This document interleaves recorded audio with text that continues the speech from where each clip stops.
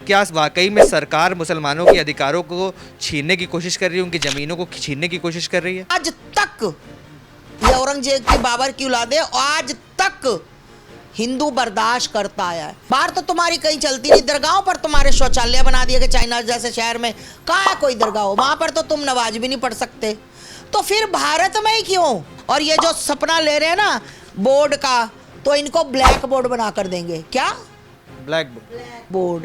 जिसमें लिखा होगा कि आने वाले समय के प्रधानमंत्री योगी जी महाराज रहेंगे, ऐसा बोर्ड बना कर देंगे। अच्छा, चाय वाले के बाद अगर गाय वाला आता है देश के अंदर तो क्या बदलाव देखती हैं आप? चाय वाले के बाद अगर गाय वाला आ गया तो फिर भैया गजब की बात हो जाएगी। नाम आपके सामने रखूंगा, आपको फटाफट से उनके बारे में जो भी पहला ख्याल दिमाग में आता है वो आपको हमें बताना है। सबसे पहला नाम है अखिलेश यादव। याद रखना, योगी जी माफ नहीं करेंगे, ये बुलडोजर की सरकार है। लालू प्रसाद यादव। लालू प्रसाद यादव का क्या बताऊं, जिसका कोई दीन ईमान ही नहीं है। नरेंद्र मोदी। नरेंद्र मोदी की तो क्या बात करें, नरेंद्र मोदी तो इस देश के लिए हीरा है। चलिए, राहुल गांधी। राहुल गांधी बेचारे बहुत दिल के अच्छे हैं, मैं बता दूं बहुत अच्छे हैं राहुल गांधी, दिल का एक निर्मल और एक बच्चे वाला दिल है उसका, पर उसकी जिंदगी बर्बाद उसकी माँ और बहन ने कर दिया है।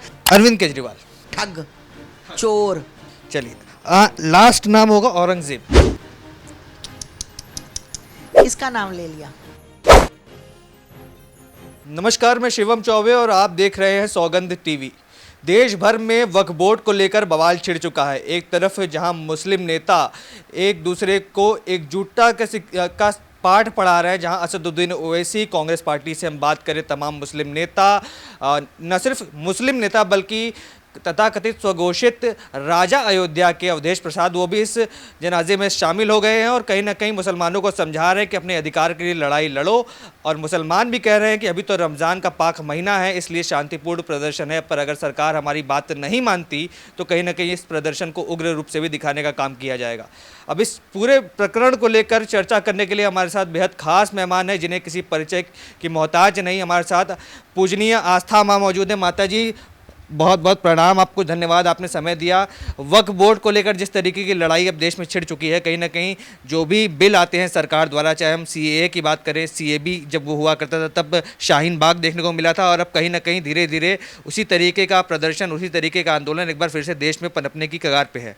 क्या कहना चाहेंगे इस मुद्दे पर? क्या वाकई में सरकार मुसलमानों के अधिकारों को छीनने की कोशिश कर रही है, उनकी ज़मीनों को छीनने की कोशिश कर रही है?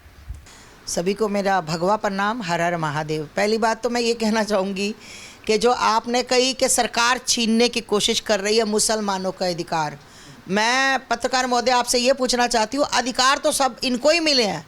भारत में रहकर कितने प्रतिशत हमारे हिंदू हैं जिनको अधिकार मिले हैं? नहीं मिले, सब अधिकार इनके पास है।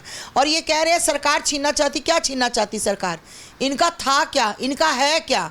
सेकुलर देश में ये रहकर ऐसी बातें कर रहे हैं वक्फ बोर्ड कर रहे हैं।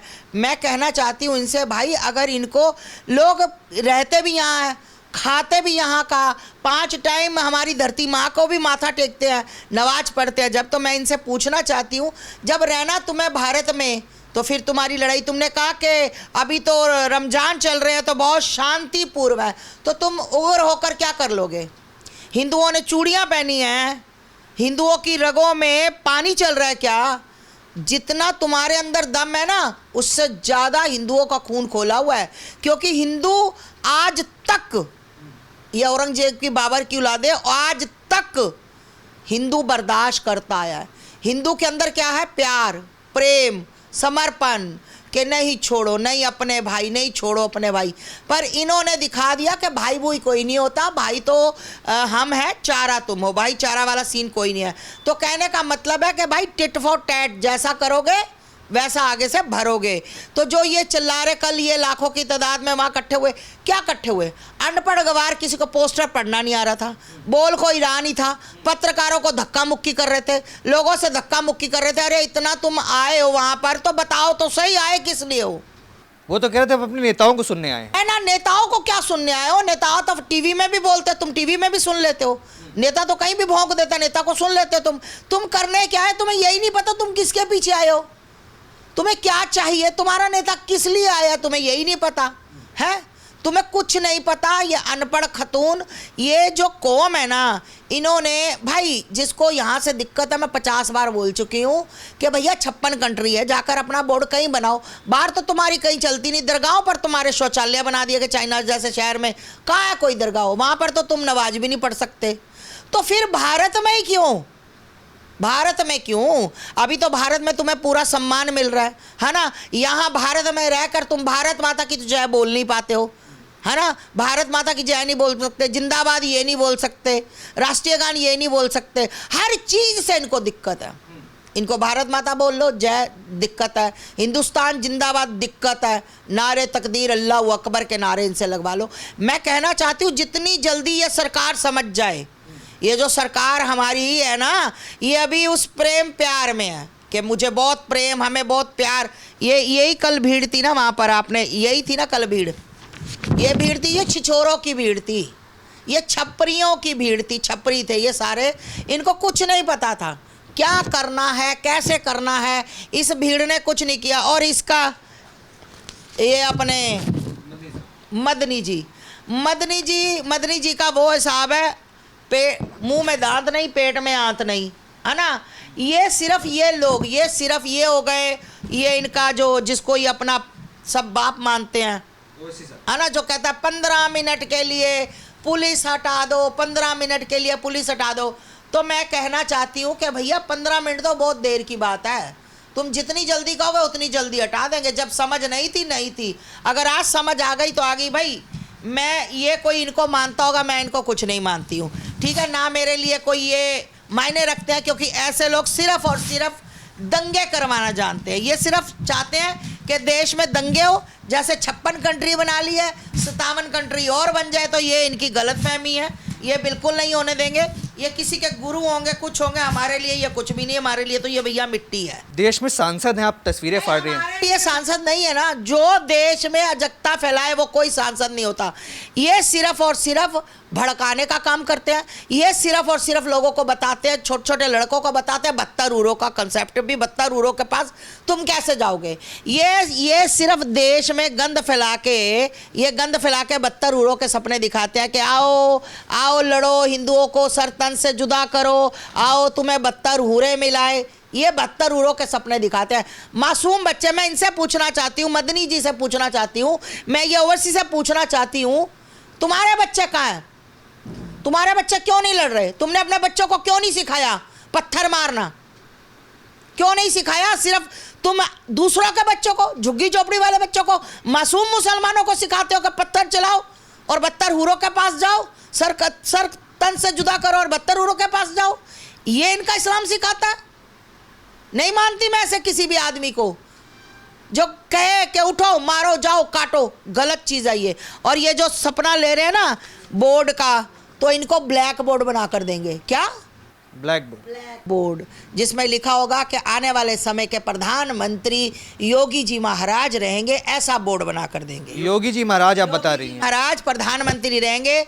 ये जो पकड़ के खड़े हैं ना, ये सब ऐसे खड़े होंगे कि योगी जी महाराज आने वाले समय के प्रधानमंत्री। यही तो नेता जो हैं आरोप लगाते हैं कि मुसलमानों को योगी के नाम से, मोदी के नाम से डराया जा रहा है। नहीं, डराया नहीं जाता, ये गलत फहमी है। ये सारे मुसलमानों की गलत फहमी है।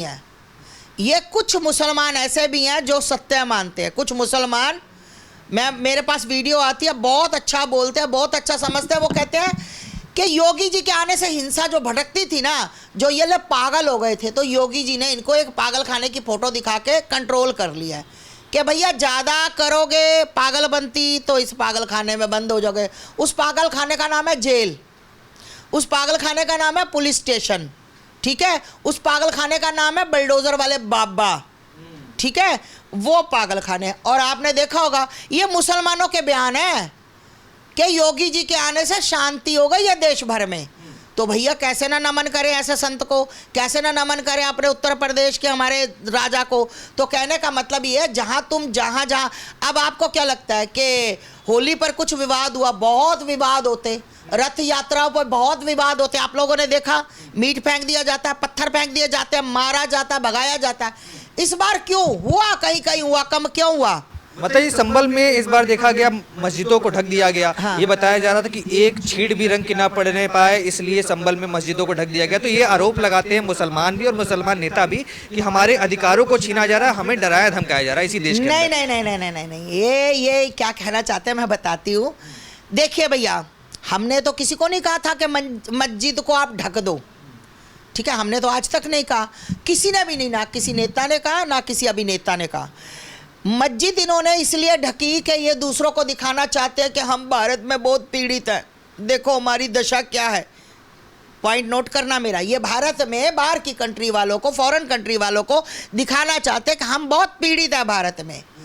मस्जिद, एक बात बताओ, आप मस्जिद के आगे खेल रहे हो, आप मंदिर के आगे गुलाल खेल रहे हो, रंग खेल रहे हो, तो भैया गुलाल है, उड़ाया है, हवा किधर की भी हो सकती है, मस्जिद में भी जा सकता है, मंदिर के अंदर भी जा सकता है, सीधी सी बात है। तो इस बात को लेकर उनको लगा कि मस्जिदें ढक दी जाए और एक मुद्दा बना दिया जाए, देखो भारत में पीड़ित है। अरे भाई तुम पीड़ित हो, मैं मानती हूँ तुम पीड़ित हो, तो तुम पीड़ित हो तो तुम भारत छोड़ के चले क्यों नहीं जाते? जो मुसलमान भारत में पीड़ित है, कृपया हाथ जोड़कर मेरी विनती है, अपनी टिकट कटाएं और सामन कंट्री में से जो कंट्री वाले तुम्हें लेते हैं वहां जाएं। तुम्हें फॉरेन कंट्री में, पाकिस्तान हो गया, सऊदी हो गया, चाइना हो गया, कहीं भी जाओ, तुम्हें हगने के लिए पानी तो छोड़ो, तुम्हें मुंह धोने के लिए पानी अगर दे जाए ना तो अपनी जबान काट दूंगी मैं, तुम्हारी कुत्ते वाली दशा बना देंगे। ये भारत है, ये हिंदुस्तान मेरा देश है, जहां पर हर बंदा राजा है, अपने घर में, अपने देश में राजा है। जाकर दिखाओ एक बार, तुम्हारे तो वो बॉलीवुड वाले अरबों खरबों-पति जो सलमान खान, शाहरुख खान और वो दूसरा खान आमिर खान है, वो तो 50 बार बोल चुके हैं, फिर जाते क्यों नहीं? ये हमारे पैसों से पल रहे हैं, ठीक है। माता जी, मैं देख रहा हूँ योगी जी की तस्वीर भी आपने अपने पास रखी हाँ, हुई है। आपने जिक्र भी किया, बुलडोजर बाबा के नाम से जाने जाते हैं, पर ये कहा जाता है कि केवल एक समुदाय के लोगों के ऊपर अगर अपराध किया जाता है तो उनके घर पे बुलडोजर चल जाता है, और अगर कोई हिंदू कुछ अपराध करता है या किसी अपराध में संलिप्त पाया जाता है तो उसके खिलाफ ऐसी कोई कार्रवाई नहीं की जाती। मतलब मकसद ये है कि केवल मुसलमानों को उत्तर प्रदेश में डरा धमका के रखना है, उनको दबा के रखना है, उनको मजलूम रखना है, ऐसा नेता बताते हैं। ना एक बात बताइए भाई, मैं तो इनकी मतलब क्या बताऊं, ये मेरे रोल मॉडल है, मैं तो इनको अपना गुरुजी, अपना बड़ा भाई महाराज जी मानती हूँ इनको। दूसरी बात मैं बताऊं, अरे इनको पहले नीचे फेंको, इनकी जगह यहाँ नहीं है, साला मेरे घर में थोड़ा गंद मारेंगे, ये ओवरसी जाए कहीं पे, जो इंसाफ फैलाता वो नहीं है। देखो कौन कहता है महाराज जी, कभी एक बात बताओ, किस हिंदू ने गलत काम किया हो, किसी बहन बेटी के साथ बलात्कार किया हो, है ना, तो उसके घर में महाराज जी ने बुलडोजर नहीं फूलों की माला भेजी हो, ठीक है। विकास कौन था? विकास दुबे कौन था? हिंदू ही था ना, है ना। तो कहने का मतलब है भाई, तुम लोग उग्रता फैलाते हो, कभी भी ये योगी महाराज जी किसी के साथ गलत नहीं करते हैं, जो गलत है उसी के साथ गलत करते हैं।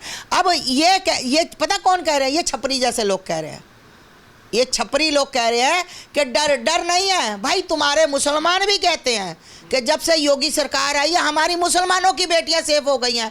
मुसलमान महिलाओं की बाइट देख लो, वो कहती है कि भाई हमारी बेटियां ही नहीं घर से निकल सकती, और छेड़ने वाले कुत्ते कौन है? कह रहे मुसलमान ही अपनी पड़ोस की बेटियों को छेड़ते हैं, वो खुद महिलाएं परेशान है। तो भैया योगी बाबा ने आकर अगर छेड़खानी, बलात्कार, अगर किसी के चाकू मार, ये मार, वो मार, गली में मॉब लिंचिंग करना बंद करवा दिया, तो इसमें दिक्कत क्या आ गई? तुम चाहते हो उग्रता फैले, तुम चाहते हो लड़ाई हो, तुम चाहते हो कलेश हो, तो भैया हम नहीं चाहते।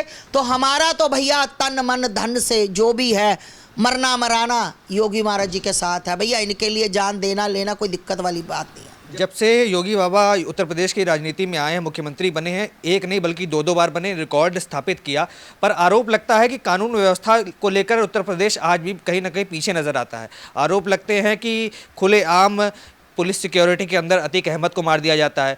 आरोप लगते हैं कि जेल के अंदर मुख्तार अंसारी को जहर देकर मार दिया जाता है।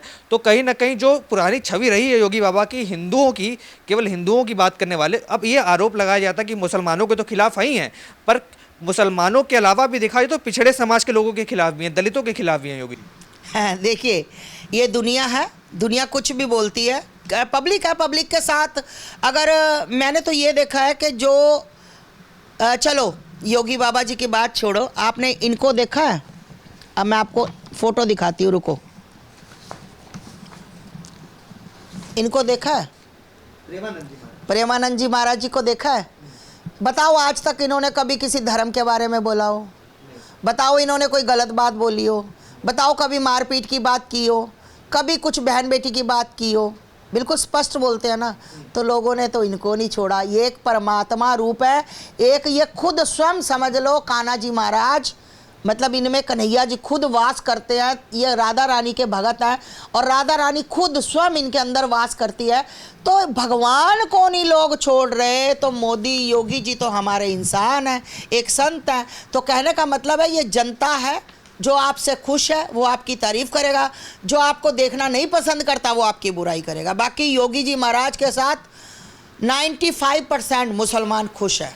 अच्छा, आप अभी कुछ देर पहले ये भी बता रहे थे कि भारत देश का प्रधानमंत्री आप योगी को देखती हैं आने वाले समय में, तो क्या मोदी जी में कोई कमी रह गई जो योगी जी को आने की जरूरत है? मोदी जी में कमी नहीं रह गई। मोदी जी अब काफ़ी बुजुर्ग हो गए हैं, तो रिटायरमेंट भी तो होती है ना भैया। अच्छा, चाय वाले के बाद अगर गाय वाला आता है देश के अंदर तो क्या बदलाव देखती हैं आप?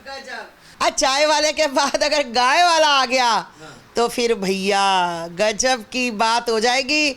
और ये भारत देश ना सोने की चिड़िया कहते थे ना, उससे भी बढ़िया बन जाएगा। देखना, एक बार योगी जी को बनने दो, बस योगी जी के भारत में आने की, प्रधानमंत्री बनने की देर है। तो मैं कहती हूँ, अब एक बात बताओ, एक योगी आदित्यनाथ जिसको ऑस्ट्रेलिया, ये जितने भी अपने प्रदेश हैं, देश हैं, सब कहते हैं हाय ये हमारे देश के सीएम होने चाहिए, हाय ये यहाँ के सीएम होने चाहिए, वहाँ के सीएम होने चाहिए। ऑस्ट्रेलिया तक के लोग कह रहे हैं, वहाँ पर कह रहे, कितने फॉरेन कंट्री में। तो भाई कुछ तो है, कुछ तो है। कई लोग तो राहुल गांधी को भी बड़ा पसंद करते हैं माता जी। मारो गोली, अब उसका नाम मत लो, सुसाइड कर जाऊंगी मैं उसके नाम से। ना ना, अगर गलती से भी वो प्रधानमंत्री, मैंने पहले भी 2 साल 4 साल पहले भी बाइट दी थी, अगर गलती से राहुल गांधी प्रधानमंत्री बन गया तो मैं आत्मदाह कर जाऊंगी भैया, तुरंत तुरंत। जिस दिन, पहली बात तो वो बनेगी नहीं, क्योंकि मेरी ज़िंदगी बहुत प्यारी है, ठीक है, मेरे कान्हा जी को मेरे से बहुत प्यार है, वो बनेगा नहीं। अगर गलती से बन गया, पहली बात तो वो बनने देंगे ही नहीं जिंदगी में। मैं कह रही हूँ, उसकी माँ, उसकी बहन, जितना मर्जी दोष लगा ले, पप्पू कभी प्रधानमंत्री नहीं बन सकता। पप्पू नहीं बन सकता, क्योंकि पप्पू ऐसी ऐसी मशीनों का बहिष्कार करता है। एक तरफ से आलू डालो, मैं आज तक एक मैंने गोदाम आलूओं से भरा हुआ है, पर आज तक सोना नहीं भरा भैया।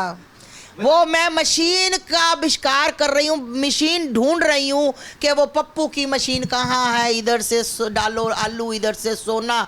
मैंने गोदाम भर दिए आलूओं के कि मेरा सोना बनेगा, मैं बच्चों के घर बना कर दूंगी, मेरे सनातनी योद्धा ऐश करेंगे, पर आज तक वो मशीन मुझे मिली नहीं भैया। और पप्पू जिंदगी में प्रधानमंत्री नहीं बन सकता, नहीं बन सकता। किसी कोरे पेज पे आज मेरे से स्टाम्प पेपर पे लिखवा लो, अगर पप्पू प्रधानमंत्री बन जाए मैं आत्मदाह ना करूं, मैं अपने बाप की औलाद नहीं। मतलब इतना कॉन्फिडेंस? बिल्कुल, पप्पू प्रधानमंत्री नहीं। अरे प्रधानमंत्री तुम क्या समझते हो? ऐसे गली में चलते हुए कुत्ते बिल्ले को प्रधानमंत्री बना देगा कोई? कोई क्वालिटी होनी चाहिए प्रधानमंत्री की। क्या क्वालिटी है? बैठ के चुम्मा चट्टी करता अपनी बहन के साथ, ये क्वालिटी है?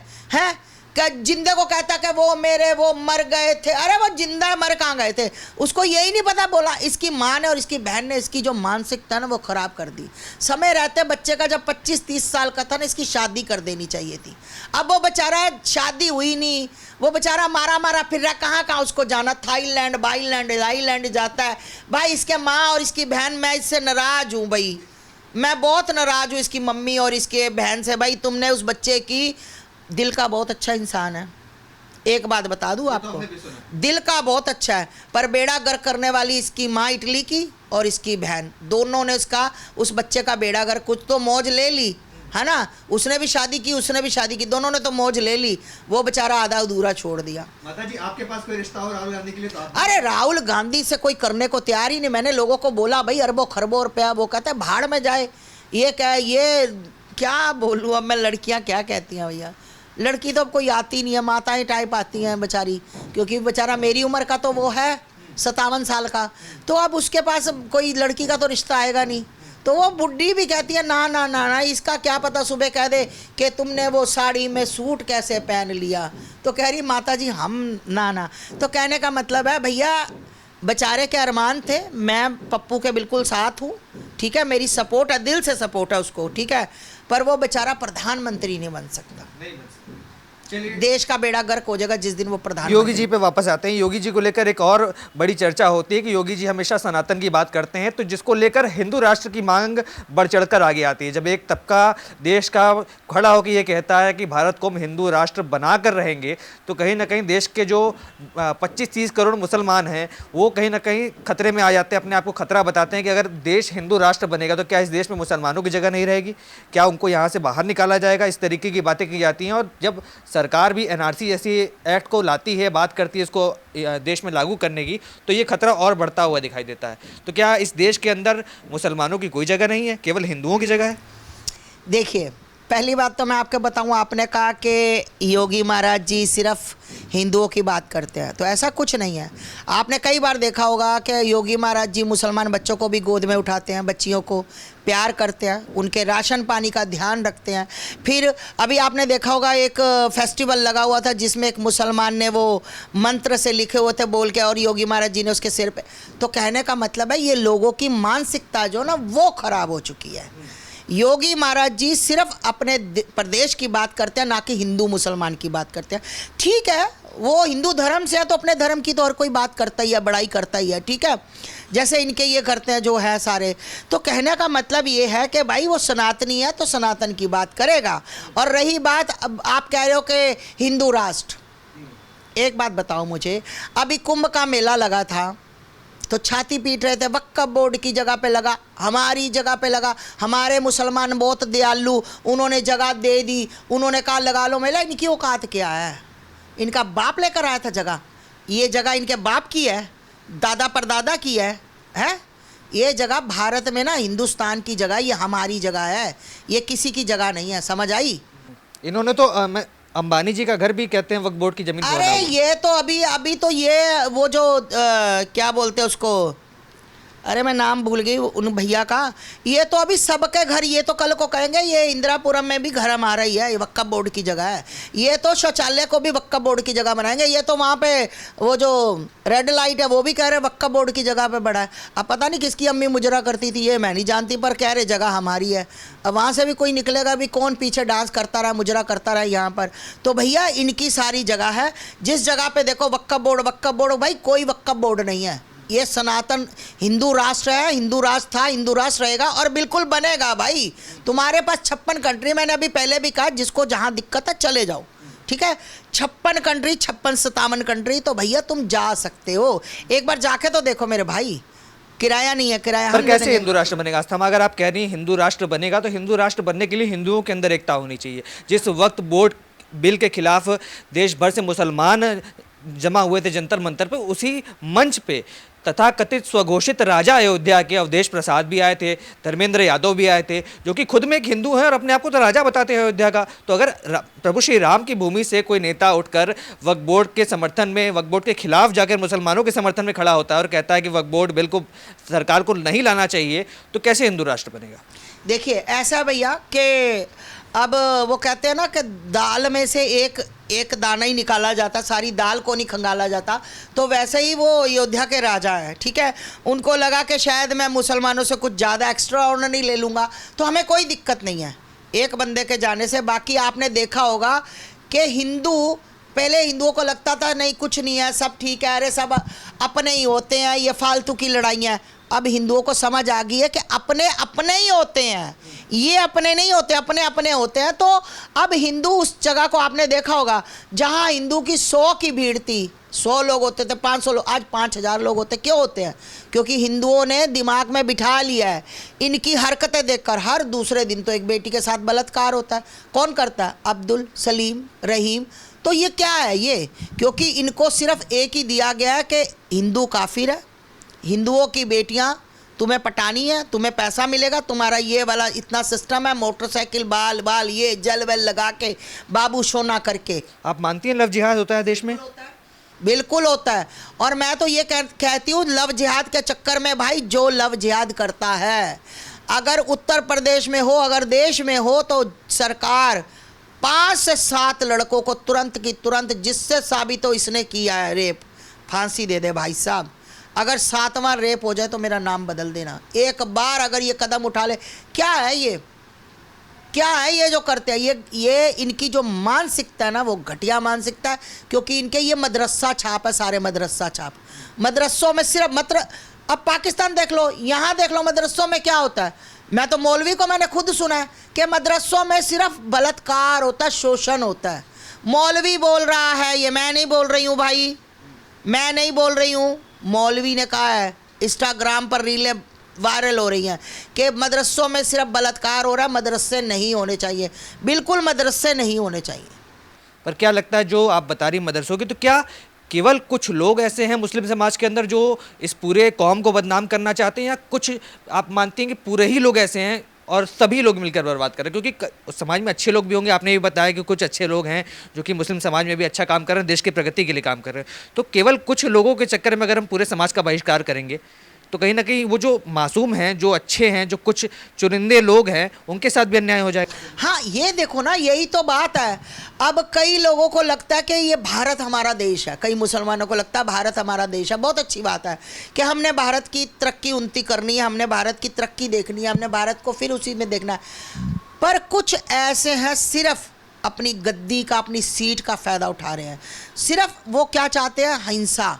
वो चाहते हैं कि फॉरेन कंट्री से हमें पैसा आए कि तुम करवाओ, करोड़ों अरबों रुपया हमारा फंडिंग आती रहे और हम हिंदुओं का विनाश करते रहे।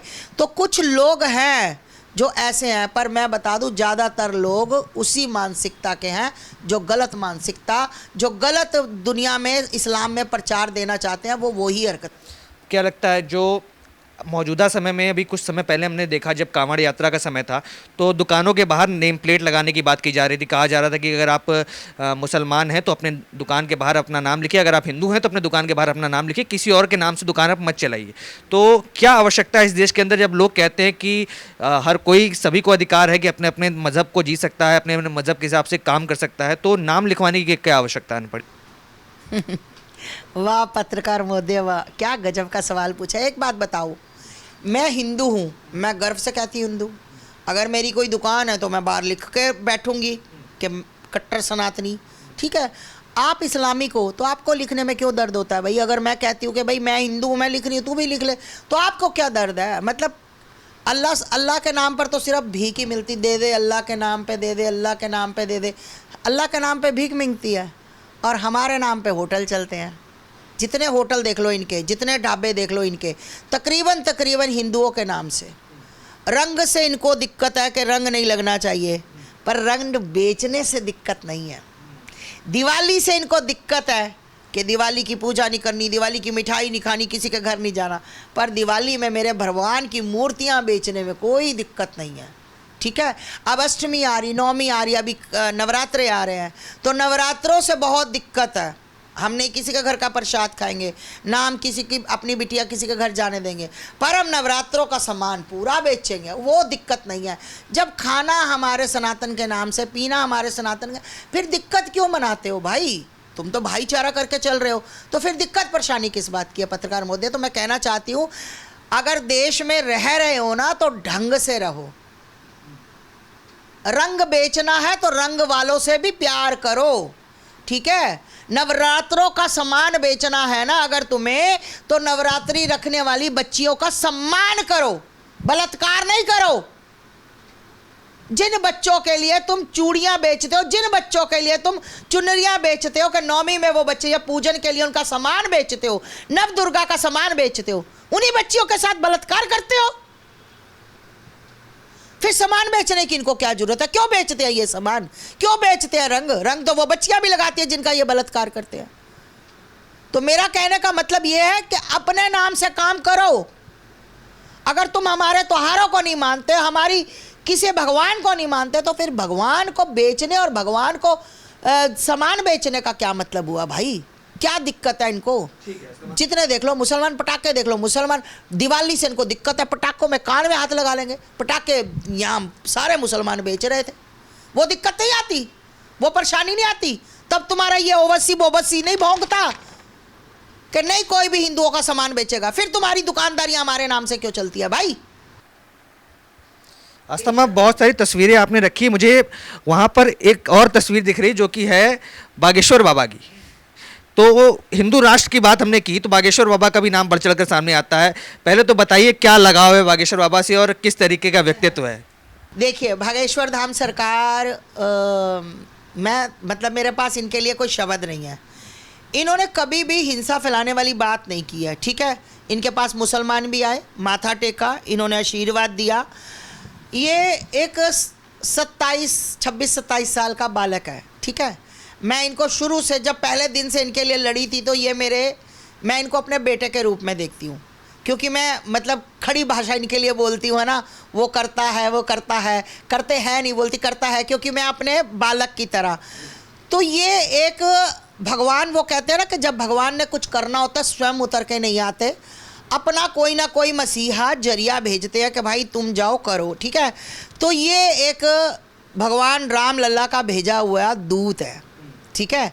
इनके जो इनका मतलब जो इनकी मतलब फेस है ना, जो ऑरा है इनका, मतलब आप 2 मिनट आंखों में आंखें डाल के नहीं देख सकते। कल मैंने देखा, मतलब आप आंखों में आंखें डाल के महाराज जी के नहीं दे सकते।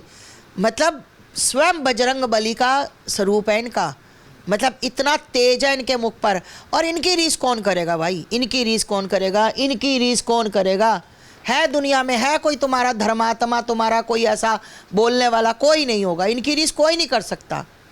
अब अगर यति महाराज जी हैं हमारे, यति महाराज जी सत्य बोलते हैं, तो यति महाराज जी को सरतन से जुदा, सरतन से जुदा।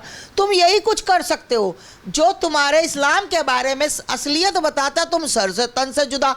अरे मैं कहती हूँ लड़ो मत। यति महाराज जी गलत है ना, हम तुमसे माफ़ी मांगेंगे, दंडवत प्रणाम करके मांगेंगे। आओ ना यति महाराज जी के साथ बैठ के पढ़ो अपना। यति महाराज जी आपको बताते हैं कि तुम्हारे इस्लाम में क्या लिखा है, तुम उसकी सफाई दो। बैठेंगे नहीं, बैठेंगे कभी नहीं आपके साथ, ये सिर्फ बकवास करेंगे। अरे तुम बड़े बड़े, इतने बड़े तुम धर्मात्मा बने हुए हो तुम इस्लाम के, तो यति महाराज जी से डिबेट करो ना बैठ के। ना ना ना, जब बैठेंगे गाली गलोच करके, आपने देखा होगा मंचों पर फटक फटक फटक करके गाली गलोच करके मंच से नीचे उतर। इनकी औकात नहीं है। अब औकात जिसकी हो उसके सामने ये बैठ नहीं सकते। अब यति महाराज जी के सामने ये खड़े भी नहीं हो सकते। सर तन से जुदा, सर तन से जुदा, बस इनको यही आता है कि जिसने इस्लाम की सच्चाई बताई सर तन से जुदा। और भाई इनकी तो कोई रीस ही नहीं है। इनको भी लगातार धमकियां मिलती हैं। हाँ, इनको हिंदू राष्ट्र की मांग करने पर इनको लगातार इस तरीके की धमकियां मिलती आई और तमाम बार देखा भी गया है कि काफ़ी सारे लोग वीडियोस बना के जारी करते हैं, अलग अलग नंबरों से, अलग अलग मेल से इनको मेल भी आते हैं कि इस तरीके की चीज़ें हम कर सकते हैं इनके साथ। तो सनातन के खिलाफ लड़ने वालों के साथ जब इस तरीके की धमकी होंगी, इस तरीके के थ्रेट्स आएंगे, तो बाकी लोग कैसे लड़ेंगे सनातन के लिए? देखिए ऐसा है कि जाको राखे साइयाँ मार सके ना कोई, है ना। अब जिसकी जितनी लिखी है ना भैया, उसने उतनी भोग कर जानी है। जिसके दिमाग में आ गया ना, वही तो मैं कहती हूँ भाई, बागेश्वर धाम सरकार के साथ बैठ जाओ, उनके साथ डिबेट कर लो। ये किसी के साथ नहीं बैठेंगे, कोई मौलाना नहीं बैठेगा, कोई पादरी, कोई मौलाना, कोई वो यसु यसु मेरा यसु यसु, कोई नहीं बैठेगा। कोई भी अपने इस्लाम की, अपने वो यसु यसु की असलियत नहीं सुनना चाहता, ठीक है। मैं कहती हूँ बैठो ना, हमारे धर्म गुरुओं के साथ बैठो, बात तो करो। बात नहीं करेंगे। और धीरेन्द्र शास्त्री, और दूसरी बात मैं बता दूं भाई, आप सभी को बता दूं, जब आपकी मौत का समय निश्चित किया गया ना, उसको कोई टाल नहीं सकता। जिस गोली पे नाम लिख दिया गया ना कि ये वाली गोली मुझे इतने बज के इतने मिनट पे लगनी है, तो वह लगनी है, उसको कोई हटा नहीं सकता, ठीक है। जब हम सनातन के लिए उतर जाते हैं ना, जब हम भगवा पहन लेते हैं और झंडा पकड़ लेते हैं, तो फिर मौत क्या चीज़ है भाई? अपने धर्म के लिए ये तो बहुत छोटी चीज़ है। मरना मराना तो चलता रहता है, ठीक है ना। तो मौत से ना तो धीरेन्द्र शास्त्री, ना यति महाराज जी, ना आस्था माँ, ना कट्टर कट्टर सनातनी, कोई नहीं डरता। आनी है तो आनी है भाई, उसको कोई रोक नहीं। अच्छा, कट्टर हिंदू क्या होता है? आस्था माँ, जैसे हम हिंदू हैं, हम भी मानते हैं हम हिंदू हैं, ये कट्टर शब्द जहाँ आता है तो ये कई लोग गलत तरीके से ले आते हैं। जैसे हमने सुना है कट्टर मुसलमान, कट्टर हिंदू, कट्टर सनातनी, ये कट्टर क्या है? हाँ, ये कट्टर मैं बताती हूँ। देखो कट्टर ये है कि ऐसे ये बागेश्वर धाम सरकार है, ये कट्टर है, ठीक, ये कट्टर है। जैसे मेरे बच्चे हैं, जैसे विजय हो गया, डॉक्टर प्रकाश हो गया, युद्धि हो गया, दक्ष हो गया, अमित राठौर हो गया, अनु चौधरी हो गया, और ये जितने भी अभिषेक हो गया, स्वतंत्र हो गया, ये कट्टर है। कट्टर मीन्स कि बस अपना तो अपना, जैसे ये कहते हैं ना कि हम इस्लाम के कट्टर इस्लामी हैं, तो वैसे ही ये कट्टर बच्चे हैं कि इनको अपने धर्म के सिवा किसी से कोई प्यार नहीं है। ठीक है, इनका प्यार ख़त्म करने वाले ये इस्लाम के लोग हैं, जिन्होंने इतनी बर्बरता कर रखी है, जिन्होंने बच्चियों के साथ अरे एक बात बताओ भैया, जब बच्ची के साथ बलात्कार करते हैं, बच्ची हिंदू धर्म की है, अब देख कर फिर बंदा कैसे बर्दाश्त कर ले? फिर कट्टर बनेगा नहीं बनेगा? हम तो कहते हैं भाई जिस बच्ची का बलात्कार सरकार कुछ नहीं कर सकती तो हमें दे दो ना, मेरे शेर बैठे कर लेंगे। तो कहने का मतलब ये है, कट्टरता ये होती है। और भाई इनकी कोई रीस ना कर सकता है, ना प्रेमानंद जी की कर सकता है। इनको बताओ, इनको क्यों गलत बोल रहे हैं? इनको कोई गलत क्यों बोल रहा है? ये तो बेचारे, चलो ये तो माना मैंने, कभी कह देते हिंदू राष्ट्र बनाना, हिंदू राष्ट्र बनेगा, इन बेचारों ने तो कभी ऐसा कुछ कहा ही नहीं। तो भाई ये पब्लिक है, आप जब भी अच्छा करोगे तो यही पब्लिक आपकी टांगे खींचेगी। हाथ खींचने वाले कम होंगे, टांगे खींचने वाले ज़्यादा होंगे। तो हमें कोई टेंशन नहीं है। ये देखो भाई, मेरे भागेश्वर धाम सरकार, मेरा बालक, मेरा गुरु, मेरा बालक, जिनको मैं अपने दिल से प्यार करती हूँ भाई, इनके लिए कोई शब्द नहीं है। इनके लिए कर कभी ज़िंदगी में मरना भी पड़े ना तो पूछूंगी नहीं क्यों, बस ख़त्म। अगर किसी ने अगर कुछ कहा महाराज जी के लिए तो भैया टिट फॉर टैट, जैसा करोगे वैसा आगे से दूंगी 10 गुना बनाकर। ये याद रखना, अगर बागेश्वर धाम सरकार के लिए किसी के मुंह से कोई बात भी निकले। इस समय बिहार चुनाव भी होने वाले हैं। कई लोग कहते हैं कि बाबाओं को बुलाकर सनातन धर्म का प्रचार करके कहीं ना कहीं वहाँ पर चुनावी रणनीति बनाई जा रही है। क्या लगता है, बागेश्वर बाबा ऐसे व्यक्तित्व जिनका चुनावों में इस्तेमाल किया जाता है? ऐसा कुछ नहीं है, मतलब ये तो आपकी सोच है ना कि मतलब उनको बुलाकर चुनाव की राजनीति, ऐसा कुछ नहीं है। चुनाव के समय पर अगर कोई कथा कराना चाहता है, अनुष्ठान कराना चाहता है, तो भैया बाकी तो जनता सब जानती है, जिसने जिसको वोट देना उसी को वोट देना है। अब बागेश्वर धाम सरकार की यहाँ पर चुनाव हो गाजियाबाद में, ठीक है, हम लोग महाराज जी की कथा करवाए, तो कल को कोई कहे कि कथा इसलिए करवाई आस्था माँ ने चुनाव जीतने के लिए। अगर आस्था माँ ने काम अच्छा किया होगा, आस्था माँ की रेपुटेशन होगी तो जीतेगी, चाहे वो कथा हो चाहे ना हो। ये तो एक होता है कि संत का आगमन होता है, आशीर्वाद मिलता है कि भाई वो आशीर्वाद देंगे तो मैं जीत जाऊंगा, ये होता है। चलिए आस्था मैम, हम इस सेगमेंट के आखिरी पड़ाव पर आ गए। मैं कुछ लोगों के नाम आपके सामने रखूंगा, आपको फटाफट से उनके बारे में जो भी पहला ख्याल दिमाग में आता है वो आपको हमें बताना है। सबसे पहला नाम है अखिलेश यादव। अखिलेश यादव तो देखो भैया, अभी वो भी कुंभ में जाकर उसने जो किया, ये सब इनकी राजनीति थी। ये कुंभ में जो भड़कम हुई है, एक दिन पहले अखिलेश यादव जाता और कुंभ के बारे में बुरा बोलता और दूसरे दिन उसके बंदे जाकर वहाँ पर बहुत बुरा व्यवहार करके आए हैं। तो याद रखना, योगी जी माफ़ नहीं करेंगे, ये बुलडोजर की सरकार है। ठीक है, अगला नाम लालू प्रसाद यादव। लालू प्रसाद यादव का क्या बताऊँ, जिसका कोई दीन ईमान ही नहीं है। क्या ईमान है? वो तो अपने घर में इनको बता के अवतारियाँ करवा रहे, ये नाम के लालू हैं, काम इनके घटालू हैं। ये वो जो चारा वाला चारा घोटाला है ना, ये वो वाले लालू प्रसाद यादव है। ठीक है, अगला नाम नरेंद्र मोदी। नरेंद्र मोदी तो भाई गजब, नरेंद्र मोदी की तो क्या बात करें। नरेंद्र मोदी तो इस देश के लिए हीरा है। ठीक है, लोग बोलते हैं कि नरेंद्र मोदी वहाँ मज़ार पे भी गए, मस्जिद पे भी जाते हैं। भाई ये सेकुलर देश है, ये देश में मुसलमान भी हैं, हिंदू भी हैं। ये वो प्रधानमंत्री है, मतलब एक बड़ा घर का बाप जिसको सबको देखना होता है। तो नरेंद्र मोदी की ये छवि है। कुछ लोग, ठीक है, लोगों का तो काम है कहना, पर नरेंद्र मोदी बहुत अच्छा कार्य कर रहे हैं, बहुत बढ़िया कार्य कर रहे हैं, तो मैं तो सपोर्ट करती हूँ भाई। चलिए, राहुल गांधी। हालांकि आपने उनके बारे में बताया। देखिए, राहुल गांधी तो नहीं भैया, राहुल गांधी बेचारे बहुत दिल के अच्छे हैं, मैं बता दूं, बहुत अच्छे हैं राहुल गांधी। दिल का एक निर्मल और एक बच्चे वाला दिल है उसका, पर उसकी ज़िंदगी बर्बाद उसकी माँ और बहन ने कर दिया है। राहुल गांधी के मन में एक सपना था, इनके माँ और बहन ने बिठा दिया था कि प्रधानमंत्री, सॉरी, वो प्रधानमंत्री नहीं बन सकता कभी भी ज़िंदगी में। अरविंद केजरीवाल। ठग, चोर, एक नंबर का झूठा, एक नंबर का, क्या बताऊं, जितनी भी जितनी भी भारत की बुराइयां गालियां सब केजरीवाल की झोली में। इस बंदे ने कई बच्चों को नशे की लत लगा दी, एक बोतल के साथ एक फ्री के। इसने इज्जतें लुटवा दी, इसने बस फ्री, तुम्हारी महिलाओं का फलाना फ्री, तुम्हारा ये भी फ्री, बिजली फ्री। लोगों को इसने अपाहिज बना दिया केजरीवाल ने, अपाहिज, कि तुम काम मत करो मैं तुम्हें पालूंगा। और लोगों ने इस बार इसकी हरकतें देखकर, इसका यमुना का जो इसने कहा था मैं साफ करवाऊंगा, लोगों ने थूक दिया। और ऐसा थूका, वो थूक से इतना सैलाब आया कि केजरीवाल साफ हो गया। चलिए लास्ट नाम होगा औरंगजेब। किसका नाम ले लिया? चर्चाएं चल रही हैं देश में इसके नाम पर। भैया छोड़ो, इसके बारे में मैं क्या बताऊं आपको, औरंगजेब के बारे में क्या बोलूं। कैसा मानती, कैसा व्यक्ति था? कई लोग इस देश में बताते हैं कि भारत के लिए सबसे ज़्यादा योगदान देने वाला व्यक्ति अगर कोई रहा है तो वो औरंगजेब रहा है। कैसे? अरे तमाम काम गिनाते हो, कहते हैं मंदिर बनवाया भारत के अंदर।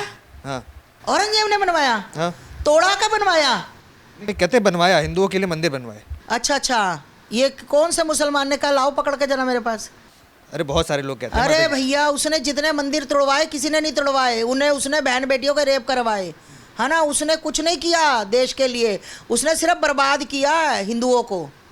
औरंगजेब, ये औरंगजेब की तो औलादें हैं जो यहाँ पर बैठी हैं। कौन दो औलादें? ये औलादें जो, अब मेरा मुंह मत खुलो भैया। अरे बता दीजिए। ना छोड़ो, अगला नाम बोलो। अरे एक दो नाम तो आप बता रही हैं, बता दीजिए। चलो छोड़ो, अगला नाम बोलो। चलिए आखिरी नाम पूछते हैं आपसे, जो दिल्ली की नई नवेली मुख्यमंत्री बनी है, रेखा गुप्ता। रेखा गुप्ता, हाँ रेखा गुप्ता की बात ऐसे देखिए, जहाँ तक मुझे पता लगा, भाई मैं मिली नहीं हूँ, कि वो नेचर की बहुत अच्छी हैं, काम करने वाली महिला हैं। लगता है, उम्मीद है कि बहुत अच्छा दिल्ली के लिए उनका जो आना हुआ है वो बहुत अच्छा कार्य करेंगी। क्योंकि देखो जब पार्टी चुनती है ना तो कुछ सोच समझ के चुनती है, ठीक है। तो मुझे जहाँ तक लोगों से बात होती है, जहाँ तक पता है कि रेखा आने वाले समय में एक बहुत अच्छी मुख्यमंत्री साबित होगी। वो दिल्ली का जितना भी कार्य है, क्योंकि अब वो खुद जा कर चीज़ें चेक कर रही है, पूछ रही है कि ये क्यों नहीं हुआ।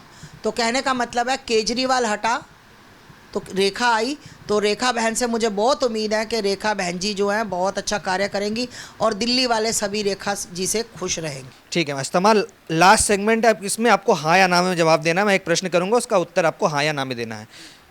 क्या योगी जी मोदी जी से बेहतर प्रधानमंत्री बन सकते हैं?